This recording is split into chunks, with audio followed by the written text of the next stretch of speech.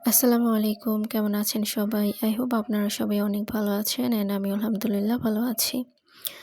তো আজকে first time আমি একটা ব্লগ করতে যাচ্ছি। জানি না কেমন হবে। তো অনেকদিন পর আমার চ্যানেলে একটা ভিডিও আপলোড করতে যাচ্ছি অ্যান্ড আই হোপ আপনাদের কাছে একটু হলেও ভালো লেগে যাবে। তো এদিকে হচ্ছে আমি দই নিয়ে নিয়েছি। কাল রাতে হচ্ছে আম্মু দই ফালিয়েছিল। তো আমার ছোট বোন তখন বলছিল যে এই ছোট একটা মানে গ্লা গ্লাসে কাপে হচ্ছে দই ফালানোর জন্য। তো এদিকে আমি দই দিয়ে মুড়ি দিয়ে খাবো সকালবেলা। তো এই খাবারটা আমার কাছে অনেক বেশি ভালো লাগে। তো আমি দই নিয়ে নিয়েছি এখানে। দেন হচ্ছে এটার মধ্যে আমি এখন মুড়ি নিয়ে নেব। মুড়ি নিয়ে দেন হচ্ছে আমি সুন্দর করে এটা মেখে হচ্ছে খাবো।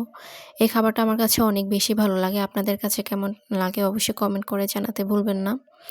আর আমি জানি না আজকের ভিডিওটা আসলে আপনাদের কাছে কেমন লাগবে। যদি ভালো লেগে যায় তাহলে অবশ্যই একটা লাইক দিয়ে আমার পাশে থেকে যাবেন। আর আমার চ্যানেলটাকে সাবস্ক্রাইব করে দিবেন।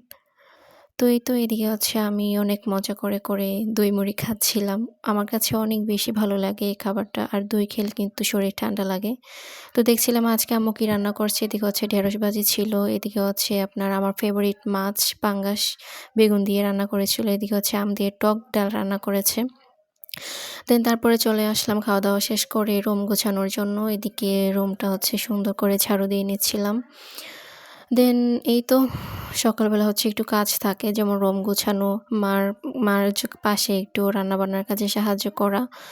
তো এগুলোই হচ্ছে আমি করছিলাম। অ্যান্ড এটা যেহেতু আমার ফার্স্ট ব্লগ তো আমি মানে যতটুকু পেরেছি আপনাদের সাথে শেয়ার করেছি। দেন এদিকে হচ্ছে আমি আমার রুমের ফার্নিচারগুলো মুছে নিচ্ছিলাম। তো প্রত্যেকদিনই আমি মানে প্রত্যেকটা রুমের ফার্নিচারগুলো মুছি। তো ভালোই লাগে, খারাপ না। তো সকালবেলা সবার একটু কাজকর্ম থাকে যেটা আমি করছিলাম এখন।